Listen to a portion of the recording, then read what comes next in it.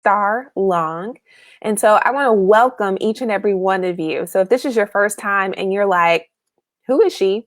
Why is she on my screen? Well, I'm Kacie. And so for the past really almost 3 weeks now, we've been doing something called quarantine conversations because I believe every woman needs a little QC. This time of isolation has been just exactly that, a little bit of isolation. But I've been interviewing just my girlfriends and women that I admire that I want to know better. And we've been just having quarantine conversations, just talking about, what is God saying to you in quarantine? What are you doing in quarantine? What are some things that you really like that you've established in your routine while in quarantine that you want to bring in your life after all of this stuff is lifted up? So it's the weekend right now. And so we're having a bonus edition. We're having the weekend edition of Quarantine Conversations. And so I see y'all coming in. And so good morning to everybody. Hope that y'all are having a good Saturday. So I'm actually, y'all, I'm not stalling because, we do this. We meet every day at the same time for quarantine conversations, but after this, I have to tackle my basement. So that's one task that has been on my list to accomplish after this. So I'm going to really savor this time together, you guys, for our QC. And I'm really excited about our guest. She and I, we met years ago, like before I got called into ministry. I was a politician. And so we met like for coffee or something downtown. I remember the meeting. But I really believe now in this season that she's somebody that I can learn from. And so I'm really looking forward to just kind of pulling on her. And so I wanted to share a little bit about her.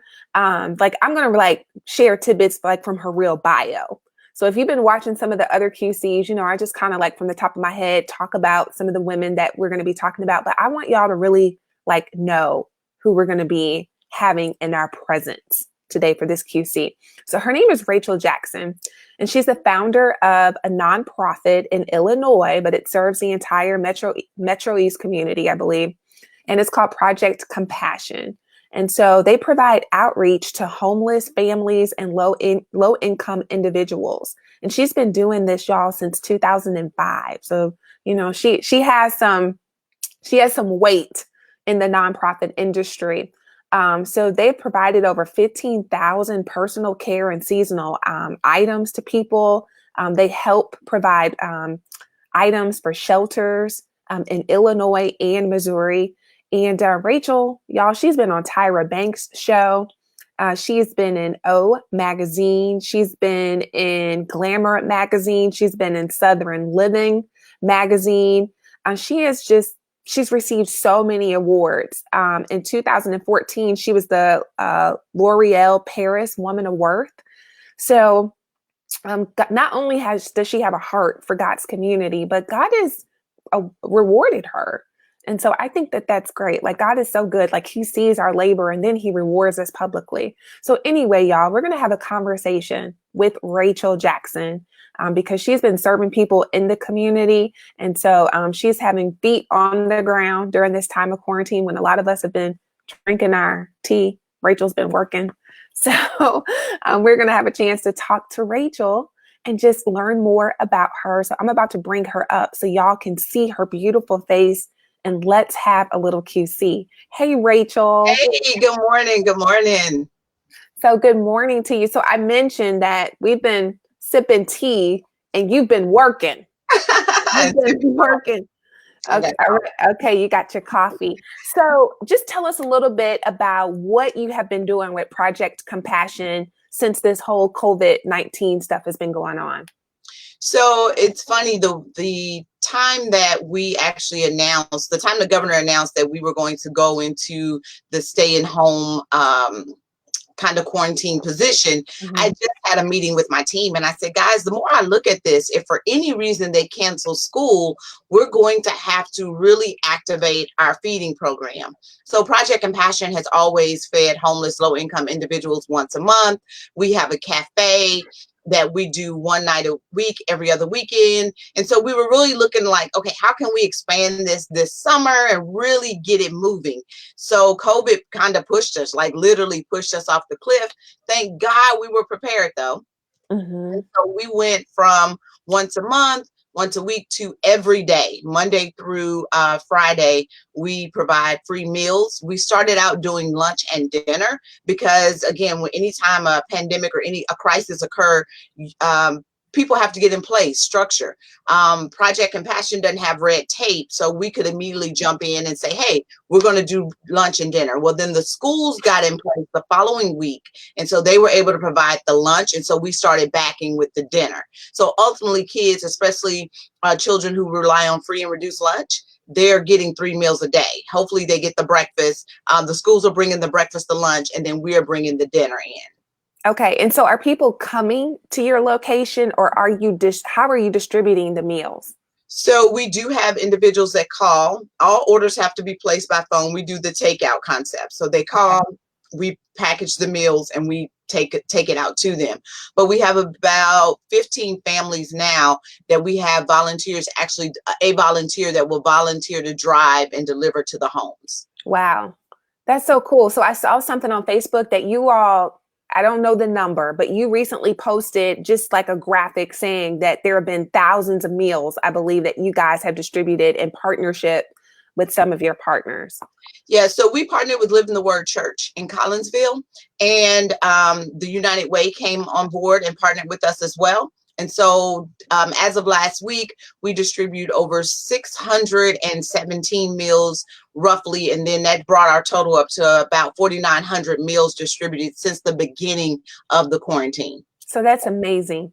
That's amazing. So Yeah. for y'all that are just now coming in, and I see Chrissy's here, I see Rosemary, good morning to you guys. So we're having a QC conversation with Rachel Jackson. She's the founder of Project Compassion, which is based in Belleville, Illinois, but you also serve families in Illinois and Missouri. And so we're having QC with Rachel, a nonprofit who's really had boots and feet on the ground since everything has been going on. They've been feeding children, they've been feeding families, and have fed almost 5,000 meals since this COVID-19 stuff has started. And so, Rachel, my hope is that there are people that during this quarantine time, God has been speaking to them about starting a nonprofit, and I'm one of them. But I believe that there are more that this time of rest, God has been like, okay, now's the time for you to really move and do the things that I've called you to do. So I want you to share how you came up with the idea for Project Compassion in 2005. And I'm going to pop open, I'm going to put a picture up on the screen that you posted recently on your Facebook page. Yeah, so in 2005, I was kind of going through my own personal transition of life. It's very ironic that we are doing this interview on Mother's Day weekend, because one of the heaviest times of my life, and has been one of the darkest moments, is dealing with my mother. I lost my mother when I was 19. And so that led me through some moments in life that I wasn't sure of myself. I wasn't sure of life, period. And so by 2005, though, I really gotten tired of myself. I got tired of being in that stuck position. I got tired of being the one that was considered angry. I got tired of being the one that just looks like I was just pulling up nothing. I was truly committed to nothing. And so I began to really kind of press into my relationship with God as far as, why am I even here? Like, what on earth am I meant to do? And one of the biggest and most heaviest things that had rest on me was like homeless individuals. And so for me back then, it was like, okay, are you like preparing me mentally for something I'm getting? Like, it's the bottom about to completely fall out at this point. I was a single mother. My son at the time was 3. And so when I was driving into work one morning downtown, I discovered or saw a homeless. Now I know that it was that homeless curfew hadn't quite happened yet. So a homeless man was still sleeping outside of a box. And it shook me to my core. I felt compassion. I wanted to pick him, the box, everything up. The crazy part of that is that was the first time I had felt anything for anyone outside of my own child. And so for me, it was like, well, what is this that I'm feeling? Now you identified as compassion. And so that became the awakening of me. I jumped right into that. Like, what am I supposed to do for him? Then I saw a mom sleeping in the doorway. As a single mother who really never struggled, had that family support system, I know what it's like to always have somebody to babysit. I've never missed work because I didn't have a babysitter. I never had to leave work early for non-emergency medical emergencies because I've always had someone to do that and help me. So the question was, what could I do to help that mother that doesn't have anyone? And I felt like the least I could do was give her a meal, a blanket, and a hygiene bag. Mm-hmm. So I reached into my circle of family and friends and I asked them to do what they have always done, support me. But not just support me as I help the community. And I started doing it. We did 1,000 sack lunches once a month. We would drive from one end of East St. Louis all the way downtown St. Louis, feeding and finding those that are in abandoned buildings and standing in doorways and living on the streets. And we would find shelters. And that became the beginning. 3 months after starting, I got the call from Tyra Banks. And of course, I went from being something that only my family and friends knew about to having a national platform, front page paper. And so when you get on Tyra Banks, you can honestly, you say that the rest is history, because that became our, honestly, I say our God touch. It Mm-hmm. became our God touch to launch. And it confirmed me that this is what you're called. This is what your purpose is. Your purpose is to serve and help others feel connected and supported and empowered. So 15 years later, it's like, this is what we do. Yeah. And I think it's great that you're still doing this 15 years later.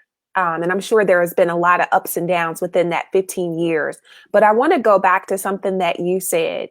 You said that, once a month, you and your family would distribute the 1,000 sack lunches, starting off in Illinois and making your way to downtown St. Louis. So at that time, did you have an established nonprofit, or was it just you and some friends doing what you were doing?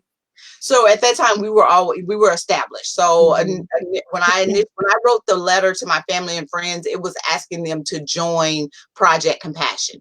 I wanted to do it that way, and so it started out as just, honestly, a structure for non-for-profit, just because I wanted, honestly, to save on the ham and cheese I was getting from Aldi. I heard it would be cheaper if I was. That's the vision, like literally. But after that, of course, getting the national platform and getting the support, it grew. But yeah, I was always Project Compassion. Gotcha. So you had your nonprofit, and so when you went to Tyra, she gave you some funding. Was that correct?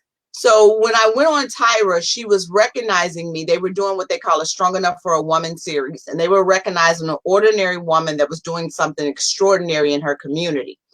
The behind that was, let's recognize your work, but let's reward you for something personally you wanted to do. And so my personal dream was to never have to work for anyone. I wanted to be an entrepreneur. So she gave me $10,000 to pursue my dream. And so it was a double win. Project Compassion got the exposure. The story behind that was told, but then I got a check for $10,000 to pursue any dream that I wanted to pursue.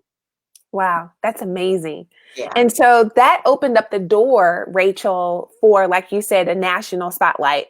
Because then you were, like I mentioned before, you've been in many other, national magazines, and God has just really given you this platform, which has been great. But I want to also talk about the importance of just using what you have to get started. Can you talk a little bit about how you've been able to do that? Absolutely. So I tell everybody that asks me about starting a non-for-profit, of course, God downloaded the big vision into my heart. I knew the big vision. As I sit today and watch things happen with our campus and donations that come in, I always knew that that was the big picture. But in the beginning, I had to start with what I had. And what I had was enough money, $150 a month, to set aside outside of my own money to come in from family and friends to help me buy bread. And then I would rally the donations. So I tell people, don't try to get the big vision, build off the little faith. If you build off the little faith, then it'll lead you to the bigger vision. And my little faith was to say, this is what I can afford to do with what I have. I had 6 committed family and friends that would come out and help me. I had a church at the time that would say, you can use our basement space. So I didn't try to jump out and get a building and try to do all of these big things. Even when we take Tyra, it was in the basement of my church. It was with me texting my family and friends like, hey, I got to shoot this show. I know it's the middle of the week, but who wants to show up? They show up in blazers and high heels. I'm like, yo, this is not what we're like. Doing. But, I started with what I had, and that's what I tell everybody. Don't try to reach the big. Start with what the small you have and grow that. Yeah, I love that. And, I think sometimes the enemy will try to, make you think that, oh, well, you need this or you need this grant, to get started, but just using your 5 and 2. You went to Aldi's and you made some sandwiches and y'all started at that point. That's right. And I tapped into one thing that I recognized as I began to develop Project Compassion. I've always had the gift of rallying people. Okay. I've always been that person that you either love or you don't. Mm-hmm. And so I worked that to my own benefit. So my thought was, if I can get my friends to come together for a party, if I can get people to come together for a baby shower, if I can get people, surely I can say, hey, I want to do good. Can you donate a pack of Capri Suns? And so I tapped into my already built network, but instead of using it for the other life, I used it for this life. And so by doing so, oh yeah, we can bring you that. Oh, I can do that. Then there was some friends and family that I mandated, like I need you here, like you got to come help me. And so you look and see. Truth of the matter is, Kacie, we already have everything we need to start. We have everything we need. It's just a matter of sitting down and tapping into looking at our resources, doing an inventory, and saying, hey, I got this, I can use this. Hey, I got this, I can use this, and building it from there. Yeah. So for those of y'all that are just now joining, we're having quarantine conversations with Rachel Jackson. She's the founder of the nonprofit called Project Compassion, which serves families in Illinois and Missouri. They've been feeding over 5,000 people since this COVID-19 has begun, families in both Missouri and Illinois. And so we're just talking to her. She's had her feet on the ground. And if you know that God is just kind of strumming your heart about starting a nonprofit, maybe assisting a nonprofit, maybe your church, developing a nonprofit arm as part of the church, whatever. I just know that God is using this time of quarantine to speak to us about what is next. And so I wanted to bring on Rachel for her to just share her story. Now, Rachel, I know you mentioned that this time around Mother's Day is really tough for you. You shared that your mom passed early on when you were younger. And so, how do you deal with this time personally? Well, it's been 20 years now. So as I approached the 20th year, I always said, wow, what's going to happen? Will I forget her? Because now she'll be deceased longer than she was living in my life. And so you begin to process that. As a mental health professional now, I realize that I've hit the acceptance stage about 10 years ago. And what I've come to accept is there will be no mother for me on Mother's Day. And so what I found was, how can I honor her during this time? What could I do to just say, you know what, I'm thinking about her, and I am who I am because of her. And so I realized through my journey of working with families and young girls that there's a lot of young girls who lost their mom at like 9, 10, 11. Here I am, just tore up about 19 years, only having 19 years. But man, what if I was 10? And so what I tend to do is try to find someone to love on. I tend to try to find someone who has recently lost their mother within the first 5 years. And I try to pour on them throughout the week, try to encourage them. And then my own personal self is just giving myself that one moment of that cry. Sometimes it's on Mother's Day. Sometimes it's the day before. Sometimes it's the Monday before. But I give myself permission to have that one cry, and then I go, because truth of the matter is, it's a pill that I swallow every day. Mother's Day is just that one time where you got to sit back at the party and you can't participate in the games. You can't, but not like the traditional way. So every year is different for me. There was a time when I would just have the sheets over my head all weekend and boo-hoo and feel sorry for myself. And that's not honoring her. But every year for the last probably 10 years, God has always had me busy. He's always said, here, I need you to do this. I need you to do that. So I have this today. And then tomorrow I'll be hosting Super Soul Sunday. My church, Living the Word Church, is doing, has asked me to do kind of a segment around just supporting those that need some extra strength during this time. So I'll be doing that. I joke with my sister. I said, now, do they know that I might get up there and start crying myself? But no, that's what I'll be doing tomorrow after service. I love that. And I just really what I hear is just like graduation. So when you talk about like your mom's been past 20 years and now you're like a senior voice to be able to minister and share, with those that may have just beginning this journey of what it's like to walk through the stages of grief. And I love how you said that you've reached the acceptance stage. Mm-hmm. I was talking to my husband and, his mom has passed some time. And I was just asking him, I was like, do you still feel sad? Does it get easier? And he was like, yeah, it does get easier. Now he's not going to really talk to me a lot about emotions, at least not about that. That's just not typically his thing. But he was like, yeah, it gets easier, as the years go by. And so that was comfort for me. My mom is still alive. But I would be lying. She's actually going to be my guest tomorrow. So on Mother's Day, we're going to talk. But, because friends my age are losing their moms or they have lost their moms, I just know I need to be discerning and asking these questions. Well, how are you walking through the grief? How are you making it? Mm-hmm. So it's good to hear that, you're at the acceptance stage and now you're mentoring and counseling and loving on others. Yeah. Yeah. And it's important. Again, that's another way to give back and recognize that the pains and the ups and downs is not just about saying, hey, I'm a victim of this. It's about saying, who can I love? And so when I see someone who's recently lost their mother, it's like, you know what, just tapping into them saying, there's nothing I can say, but I'm here. I tend to say, remind them that it's going to eventually get silent in the next couple of weeks, because of course, initially everyone circles you and surrounds you. But I try to be intentional that after the first couple of weeks to really tap in and say, okay, how are you? Because it's silent. And when it's quiet, that's when it really matters. Mm-hmm. That's a really good point.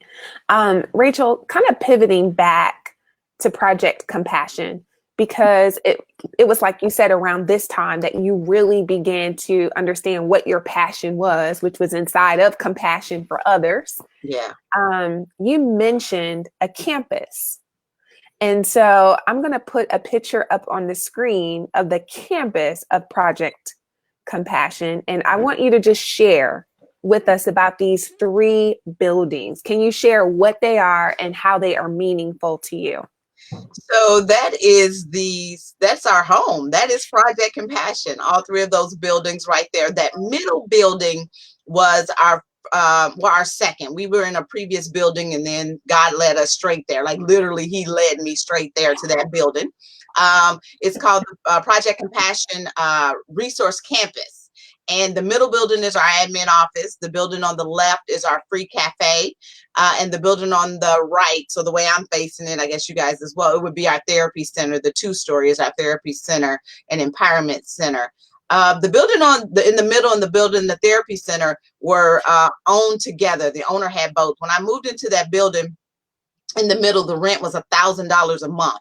As a non-for-profit with 0 state or federal funding and all of our support coming through churches and individuals at their own will, we had no major fundraiser whatsoever. Couldn't think of one to even create the type of money that we needed. I walked in that building and I said, we will only lease this building for 1 year. I said, after the year, we're going to ask the owner for the building. I'm going to ask the owner for the building. I believe in showing yourself faithful first to some things. I don't believe in just going and asking. Mm-hmm. Not that that's not the way, but for me, I was like, let me just show them that I'm not coming in with a handout. And I'll be totally transparent and say a lot of it was because I was an African-American woman. I wanted to set a standard of excellence. Mm-hmm. And so we did that. The owner was amazing. And so we hit the year. And I was working up the nerve to call him. And I ended up running into him at Sonic, and I said, "Hey, can I stop by? Let's talk." We scheduled a time to talk. He came to the building. We sat there.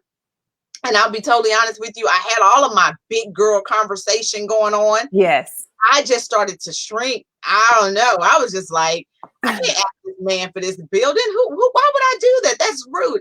And God himself intervened. And the owner stopped me in the middle of conversation and he said, "Rachel," he said, "Are you a 501c3?" Now, mind you, I've been leasing for a year. I'm like, "Yes, we are." Mm-hmm. And he said, "So everything is in order?" And I said, "Yes, we are." He said, "Can I gift you this building?" And he asked me, could he give me the building? Wow. And I said, "Sure." And he said, "Well, it's under one circumstance, under one condition." And I'm like, "Oh boy." And he says, "You have to take the one on the right, which is our therapy center." And he said, "I own both of these buildings and I'd rather give them together as a pair than to separate them." And so we acquired the middle building and the building on the right, the therapy center, together. We handled all the paperwork. So with the buildings came the land. The cafe sat empty for 5 years at that point. It hadn't had an owner in 5 years. I was driving in one day and God was like, "Get the building." Now, I didn't know what that meant. Never knew who the owner was. We finally tracked down a realtor, started some conversation. After a year, the realtor was like, "Obviously, you really want this building donated." So she connected me to the owner and we talked for about 30 minutes or less. And he said, "Let me talk to my wife." He talked to his wife and he said, "You can have the building." So all three became ours through donations and gifts and just really faith in believing that this is where we're supposed to be. So this is where we are. It's home. Some days I pull in and I'm like, "Oh, the grass got to be cut." And some days I pull in and go, "Wow, this is ours. This is home." And that feels good. So That's awesome. What a God story. I'm putting it up just so God, so everybody can see that God gifted you guys 3 buildings to do his work. That is yeah, amazing. Buildings for the building. that's right. Building for the building. I got that from, there's a woman, she is on social media. Her name is Dr. Alexis. And, she had put out a prayer request and she's like, "God, give me, buildings for the building." And so I have taken that, upon myself, like buildings for the building, and God gives it, because you have need of it. Yeah. And I just love that. So I love sharing your story of faith. And I had put this picture up a little bit earlier as we were talking, but I believe, can you just tell us what you posted on Facebook about this particular building? So that's me. Another agency was doing a flashback and they were posting volunteers. That was me actually 2 years prior to even moving into that building, the middle building at all. I was volunteering with another agency and we were doing a city cleanup. And that's where they stopped to take our picture. She called our name. We stopped and waved. As you can see, the sign says office for lease. So the office was vacant. I had no idea that we would eventually move into that building and own all of the land there. And so when I saw that, I said, "Wow." And so the point I made with the picture was to share our story that now we own that one. And then you can't see the cafe in the building, but we in the picture, but we own the building, the land, and we were standing next to our blessing long before it became ours. Like, Yeah. I had no idea. And I often tell people I would drive by there and never saw that for lease sign. I just seen it one day, just happened. But apparently I had been around it all this time and never paid attention to it. So that's where we are. But that's a time, probably 2 years before we even considered that, I had been standing in front of it. And one of the things that I love, Rachel, is that you say you were out serving, you were out cleaning, Yeah. so you were involved in the community, you were there, Yep. and you had showed yourself faithful with that. And who knew that Yep. you would be the founder of this campus in that same area. Yeah. Yep, that was it. So when I saw that, it really just really touched my heart. And sometimes you can get so busy doing the work side of a non-for-profit, no matter how much God plants in you, eventually it becomes work and it's a business. I have to adhere to state laws, federal laws, city laws. I have to adhere to all the business part. I have to make sure all everything is in order. And so sometimes you get caught up in that, and you get caught up in the funding aspect of it, that you forget those really God moments that you remember, wow, this. And so I love seeing those things as gentle reminders. Yes, that's good. That's really good. So, I know that you mentioned that, you've been serving families during this entire COVID-19. So have you had time to just kind of rest and pause? Have you had time to do that? Yeah. So one thing several years ago, I learned that probably about 7 or 8 years ago, I learned that the only way this train slows down is if I do it. I'm the conductor of my life. Okay. It used to take getting a sinus infection or falling sick or having an emergency to rest. So now I'm intentional. So I do recognize that Monday through Friday, I'm out there on the front lines serving families. I'm out. So Saturdays and Sundays, I rest. My church is virtual now. I order supplies online now. So Saturdays and Sundays are my time to be at home, clean up, hang out with my own. I have 3 beautiful children who have 3 huge personalities. And so I just try to be present on Saturdays and Sundays here with them. And then in the evenings when I come, I'm present with them as well, as far as, hey, what are we eating? Try to sit down, grab a bite with them, check in. But I'm very intentional now about just sitting down, especially on the weekends, and just being home. How did you learn that? Well, I know you said that you were getting sick. And so what point in managing your nonprofit did you learn that, wait a second, I'm the conductor. I need to slow this train down? When I went through an emergency surgery and spent 6 days in the hospital, and I was running summer camp, and there was nothing I could do. Mhm. I knew then that it was time for me to stop and not, eat better, drink more water, just take care of my physical self. Um, Mhm. After my emergency surgery, I struggled with exhaustion. And exhaustion is where you can go for so many days, and then you have to take a day to just literally spend 2 or 3 days recharging yourself. It was a side effect of the surgery. However, I think mine lasted about a year, and I knew some of that had nothing to do with that surgery. It had everything to do with just for, the first 10, 11 years, I'm running this race full speed ahead. And I was determined to not kill myself trying to pursue my calling. I didn't think it was fair for me to have my children get the worst parts of me. And so I made sure that, you know what, I'm going to balance this thing out a little bit better. So once I regained full strength and health, physical, I was back on it with a clear insight that Project Compassion will not fold if Rachel takes 2 days off, or if I take a trip out of town for my birthday, or if I'm home with the kids for a couple of days. Project Compassion will continue. And so recognizing that and building a team that I could trust to do that. So once I really started building my team up, I really started letting go. Even during this lunch program, I took 2 or 3 days off. My daughter got sick, and so she needed mom. It wasn't a time to leave her at home and big brother. No, she needed mommy. And so I spent 2 days with her. And guess what? The lunch program continued Mhm. perfectly fine. Everybody was fed supplies, and I was back on it the following week. So just balancing better. Yeah, I want to revisit something you said earlier in our discussion, and you mentioned that things were kind of crazy for you around 2005, and when you started Project Compassion, you realized that this is what you were called to do. Did you ever encounter working so hard to prove your worth, or working so hard to feel validated? Was that ever at the root of you just driving so hard?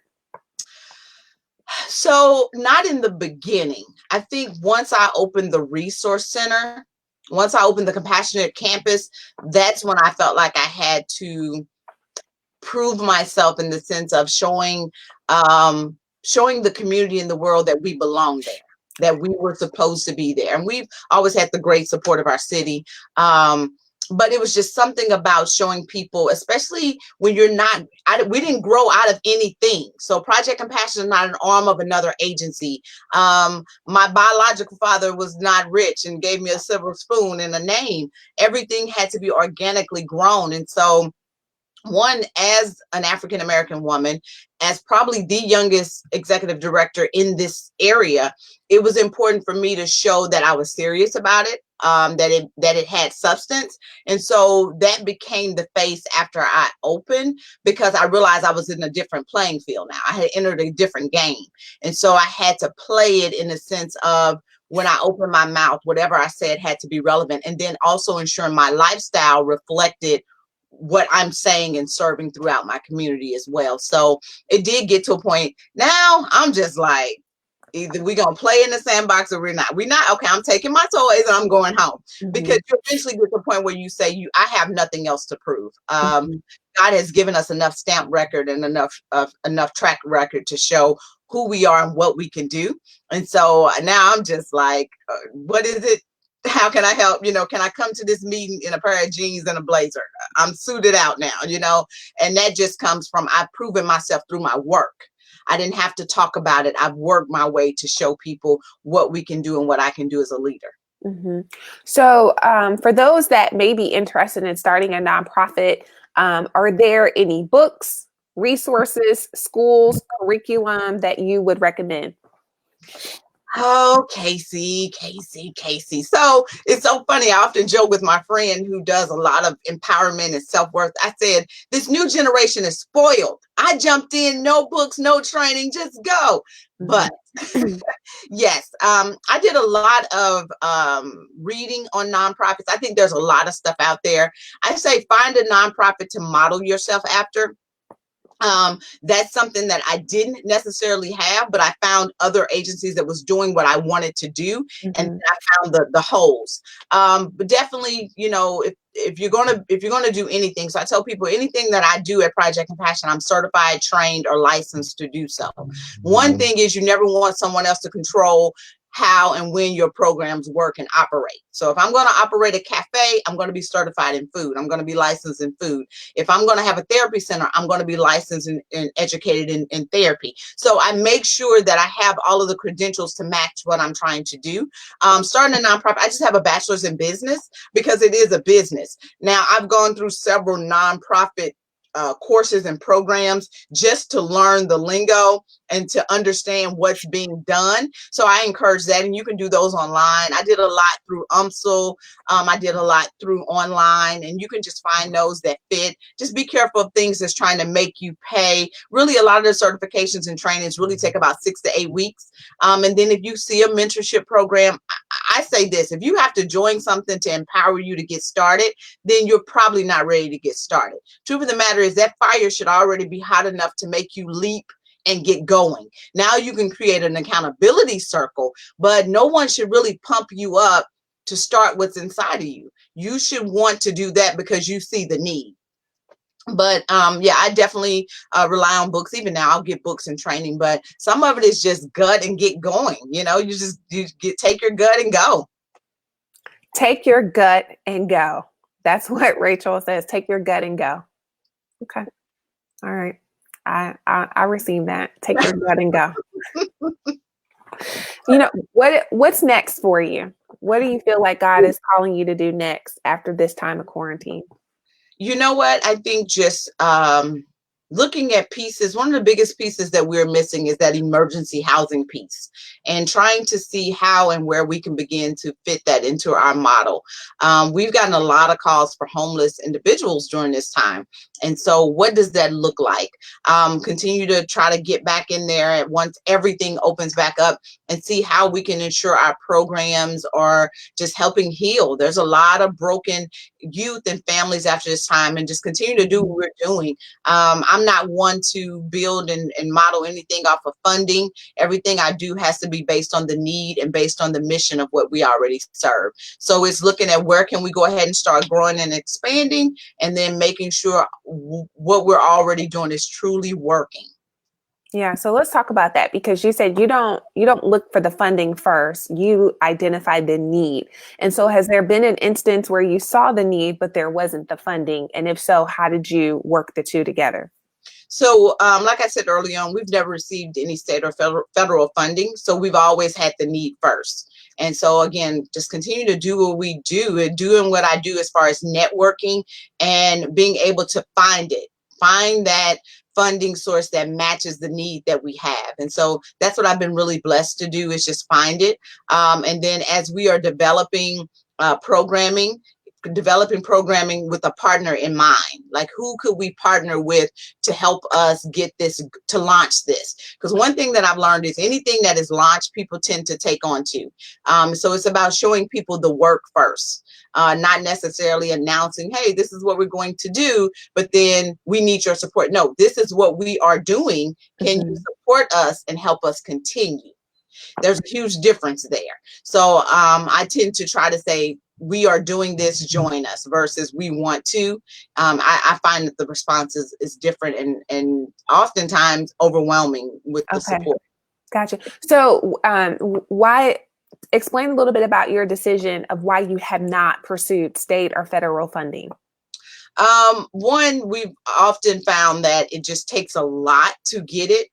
It's not as stable as people think. And then second, it's a lot of red tape. I mean, we truly want to be able to service homeless women and children and youth. And sometimes that may be a grandmother who's left with her grandbaby because her son or daughter is an addict. And so if we don't have, if certain funding is in place to serve, and now we get this funding and it says, well, they have to be this age and they have to have this criteria, then we can't service her. Then what happens? If for some reason something happens with the structure of the funding within the state, you lose it. And so I'm not like, oh, pro no, but I just never wanted to be one to go into building Project Compassion relying on state and federal funding. I've always wanted to make sure we had a stream that we can count on, a person we can pick up the phone, or we had a venue we can go to and know that we can draw the supporters in, and then I can serve without the red tape. And when I tell you that's what comes to Project Compassion's door, individuals that, truth of the matter is, I got to serve these people with no red tape, because their situations are very unique and their situations are requiring a certain form of compassion. Now, I will say this as well. We go through the intake process. We have verification process. I mean, we do have a structure in place. So nobody's just walking up to the door and we're just willy-nilly. There's all accountability. We actually keep all of our clients for a year. So for 1 year, we track them. For 1 year, we're on their phone lines. They can come to us. We have action plans. But it's not without that red tape of saying, oh, you fall in this pot of funding and we've lost that funding, so we can't serve you anymore. Gotcha.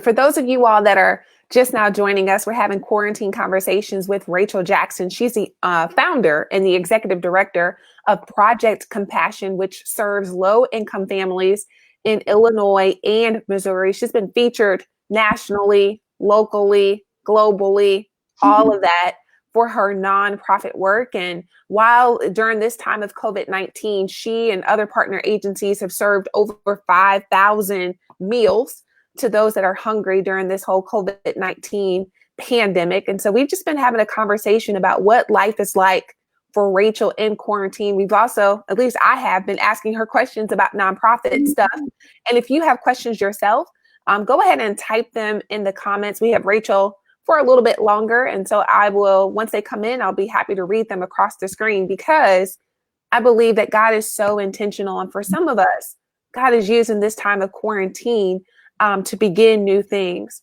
And Rachel, I remember one of my friends, Leandra Green, she had a prayer line at the very beginning of this whole quarantine part. And I was praying and God began to just speak and say, you know what, as you exit out, whenever that will be, there will be some things that you will do differently, that God will have you, say like, hey, to your job or to whoever in position of authority, that I feel like God's calling me in another direction. And so I believe that there will be people who will emerge out of this time of quarantine like, hey, I really need to start this nonprofit. I really need to, become an entrepreneur. And so speaking of that, in addition to your time with Project Compassion, God has given you a business venture. So let's talk about Aubrey's Beauty Spot. So Aubrey's Beauty Spot is the newest baby on this thing. One thing that, like you said, during this quarantine time, as I'm thinking through project, let me back up. So when I started Project Compassion in 2005, I was 25. This past April, I turned 40. So I've grown up through this thing. And though I am passionate and I love what I do, I do understand that I have to make sure I'm building legacies and leaving things for my children. And I have a son that is in college. He's wrapped up his freshman year, and he came home in December with this talk about legacy and stocks. And he didn't want anything for Christmas. He wanted me to give him money to invest in the stock market. And I'm like, whoa, what's going on with you? And so and it was already in my mind. And so we started having conversation, and I really started saying, Lord, what could I really start helping them put in place to move forward? I want my children to, one, always be proud of the mother that they have. And I kept seeing this this offer and some communication about online beauty supply. And I'm like, well, I don't have time to be shipping out stuff. I know nothing about hair. I have about 6 beauticians I keep on speed dial for various hairstyles. And so what could I do? And so as I began to investigate the online beauty supply market, I thought it was great. Sat down with my son. He was like, Mom, I saw this too, and I was wondering. And I said, if I invest in it, could you run it? And he was like, yeah. And so I invested in it and did all of the legwork for it. And I handed him the company. I said, this is yours. You are to run this. You are to maintain it. And he and I work together, and we've drawn in the other kids. And so it's an online beauty supply store. You order online. Everything is shipped to your door. Quarantine kind of slowed some things down, but recently our warehouse is in Georgia. So now it's moving along a lot faster. And so you just order and there it is. So my son is the CEO of it, and he oversees the day-to-day operations and builds the team. And so it's, again, another thing that we are proud of. Aubrey is my daughter's name. And so, again, I always want to make sure they feel a part of things as they come along. So everybody's like, oh, congratulations, Aubrey. Her interest is 0. She's 7. She told us that we need to sell unicorns. And when we told her we were not going to, she said, no one's going to buy that stuff. And so we really don't bring her in much to anything. She's just the name. She's just the name. It's just the name, but we're really proud of it. We are proud of it. We're proud of how it's growing. And so we're excited to see. And like I told him, it's an online store. You can't cause that much harm, do that much damage with it. It's online. Good. So for those of you guys that want to support Rachel and her family business, it's aubreysbeautyspot.com. So you can go to aubreysbeautyspot.com and order your hair care products and continue to help support Rachel and this legacy that she is bringing for her family. I love it. That's so exciting, Rachel. Yeah, that's really wonderful. So I'm looking at some of the comments, and so Marissa says she's a legacy. Hey, Marissa. Hey, Marissa. And Aisha Miller is saying, thank you for all you do for the community and to help birth out your own business. And so many people are, just complimenting you, Rachel, for all that you do. And so I know I already asked you, what is next? I asked you, what is God speaking to you, after this quarantine? And we talked about this legacy that you're building through Aubrey's Beauty Spot. But I also want to talk a little bit about, how do you balance? I've seen a little bit of your social life. I think, what you're willing to share on Facebook. But how do you balance relationships? How do you balance just life in general? You shared a little bit about spending time with your family on weekends. But I noticed that for me, being in ministry, it was kind of like I was all or nothing. Right. And that wasn't healthy, and it's not healthy. And so that's something I'm really being careful about when I exit out of this quarantine. So how do you do it? How do you balance? So for me, I had to learn what I could take on and what I couldn't. I am a giver and helper by nature. So for me, I used to try to take on everything and balance everything and try to, I can save this person, and it drained me. And so I start literally every year. So by the time we get to November, I've already prayed and really allowed God to download the directions that he wants me to go to in the new year. So I start my new year out with 3 areas of focus. So Project Compassion is always one, and my kids are a given. And then I always say, okay, what would be the third thing or what is the fourth thing? So I try to balance that and say, I'm not going to take on anything that's not already there. If it doesn't fall in line with the area of focus, then I can't do it. I make it a point to always be present for major events in my kids' life. They will never not have me present for major events. Those are my commitments.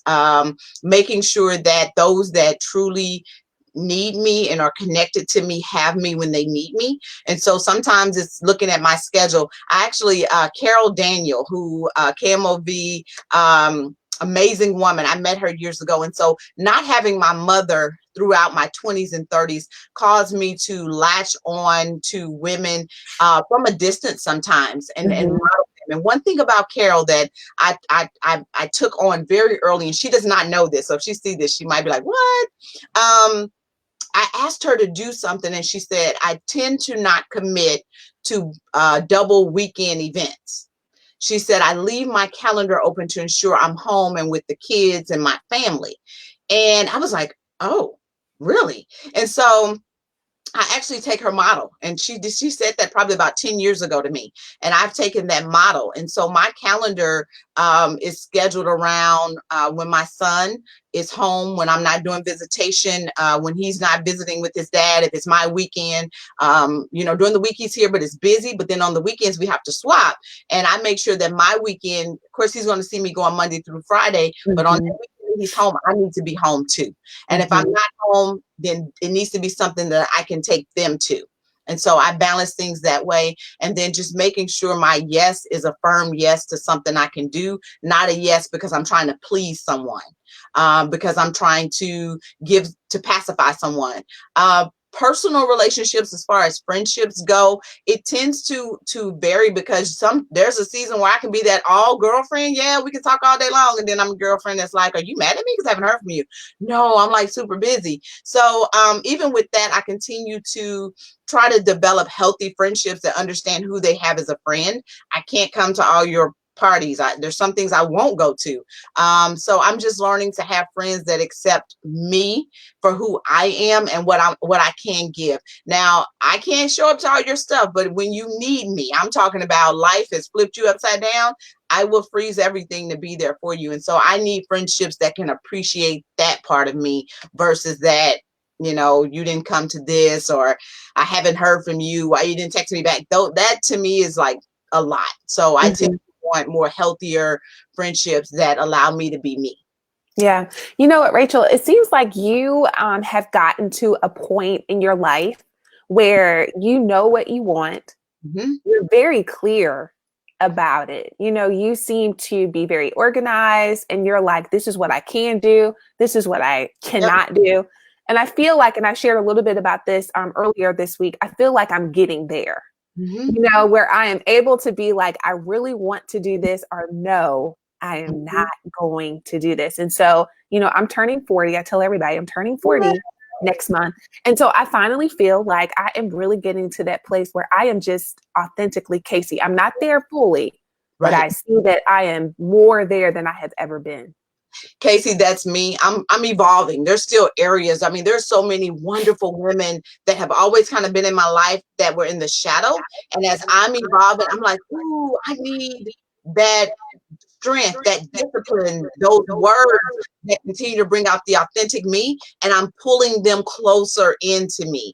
And so, yeah, you're forever evolving. And I think as you hit 40, you're kind of like, I don't have another 40 years. Right. Like, and my brother, who I love to death, if he's watching, Howard Jackson, he called me probably every day leading up to my birthday to tell me that I was turning 40. And one day when I was leaving him, he said to me, he said, baby sister, you're turning 40. He said, you do know that means you don't have another 40 to bounce back like you did the first time. And it brought tears to my eyes, because I started to think about all the hits. And I said, man, if I take that hit again, if I take a divorce hit, if I take a restructuring hit, if I take these hits, I can't bounce back from. So you tend to be a little bit more clear on, if I do this again, I need to make sure these components are in place to ensure that I'm able to bounce back or bounce if I get hit from it, if that makes sense. Yep. So you have a perspective, and then life. I did life the hard way. I had to. So when you do life the hard way, by the time you get to be 40, you like, this is me, y'all. I'm sorry if it doesn't work, because I've spent so much time adjusting to other people. Mm-hmm. And now I'm in a season of me. Not being selfish, but I got to do what truly works for Rachel and Yes. her children, because that's the important part. Another thing I forgot to tell you is I travel more now. I used to when I tell you I really leave Project Compassion in the hands, I'll fix it when I get back. Mm-hmm. So traveling now is a big thing for me. It's like, Mm-hmm. you know what? I think I'm going to go. So Yes. that was my thing. I was always about trying to just say, no, I'll wait. Now I do. I pack a bag and I go. Yeah, I love it. And, I reached a point in my life just during this time of quarantine where I had to ask myself, what is it that you really want to do? What is it that you would do if you weren't afraid? Yeah. And, being honest with that, I had to make some decisions. I had to make some phone calls and say, hey, after quarantine, I'll no longer be in this space. I Yeah. no longer want to do this. I feel like God is calling me to make a change.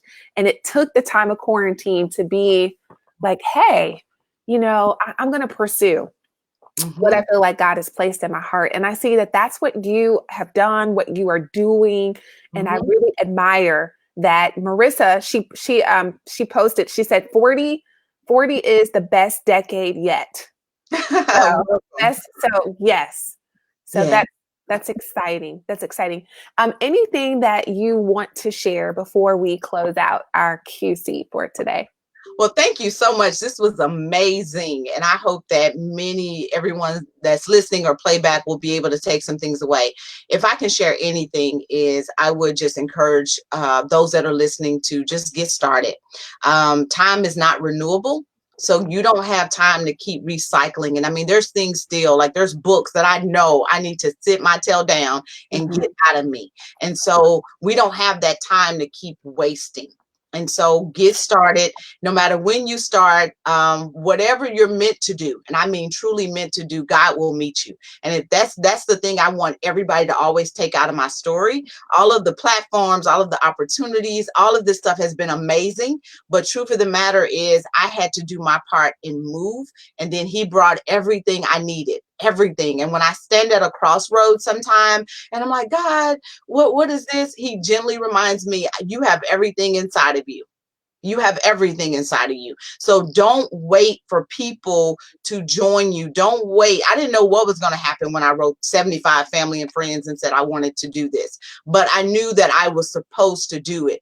I wake up every day excited about what I do.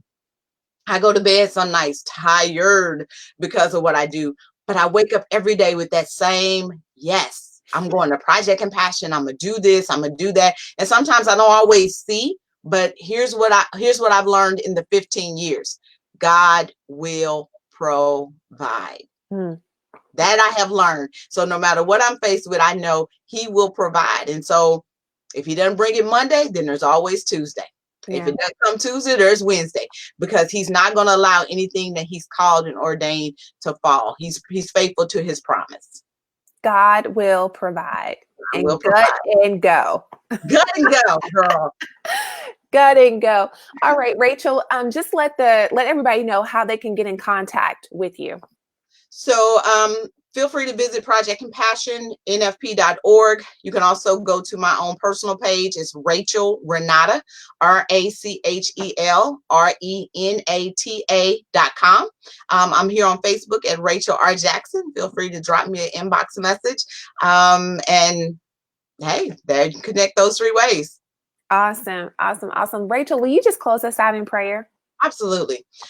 Father God, we thank You for this time. We thank You for another opportunity to just give You the glory. We thank You that You've allowed our life to be a light for others. We thank you that you have remained faithful through all things that we have endured. God, we thank you for just keeping us healthy during this COVID-19 time. We ask that you bless all the families that are affected by this. God, give them strength, give them courage, and give them wisdom to be able to see you through the darkness, God. One thing about you, God, that remains no matter what is that you are faithful. And we thank you so much for your faithfulness. We thank you for your kindness. And God, we know that everything that we do is not because of anything that we can do, but we thank you for, we know it's because of you, and we know it's because of who you are. God, I ask that you bless everyone that's listening right now, that you agitate their hearts to the point that they can no longer rest, God. You make them so uncomfortable in their situations that you begin to remove things that have them comfortable so that they can leap and do your will, that they can reach those that are waiting on them, God. We know that there's somebody waiting on her. We know that there's somebody waiting on him to move into his purpose, into her calling, and to do your will. And right now, God, I ask that you do what only you can. Flip them, God, and bring them back to a landing space of you. We thank you right now for all you're doing. We thank you for all you're going to do. In Jesus' name, amen. Amen. Amen. Thank you, Rachel. Thank you so much. Thank you. All right. Talk to you later. Bye. All right. Bye. All right, y'all. I pray that you guys were blessed and encouraged and inspired by Rachel and her story. You know, she said so many good nuggets. But if this was a blessing for you, will you do me a favor? If you've enjoyed the content from these quarantine conversations, will you share it on your timeline? Sometimes the only way somebody will see this is by you sharing it. Also, if you are interested and maybe you missed out on some of our previous episodes of our quarantine conversations, I want to invite you to just catch up to our YouTube page. The link is right here on the screen. So while you're folding laundry, while you're cooking dinner, while you're cleaning the house, or maybe cleaning the basement like I'm about to do, just listen, just go to our YouTube page and just allow these conversations to bless you. God has been speaking through our guests. And so it's just been such a pleasure to have these QCs and to enjoy this time with you. So you guys, I gotta go clean my basement. I hear my husband, he's coming in the garage. And so we're gonna tackle this quarantine project today. But just share, and I'm gonna be back tomorrow with a special guest. It's gonna be my mom on Mother's Day. And so we're gonna be talking. So I've only seen my mom from a distance in a car since we've been in quarantine. So I miss her. And so we're going to talk tomorrow for Mother's Day. We're going to come on at a special time, probably around 2 or 3, but I'll post it on my Facebook page. So you'll be able to enjoy your time at church in the morning. So we won't meet at our normal time, but I'll post it in the afternoon. And we'll just have a little QC with my mom. And so whether or not your mom is here or not, I'm happy to share my mom with you. So I hope that you'll join me tomorrow for tomorrow's QC. All right, y'all, have a great Saturday, and I'll see you tomorrow. Bye.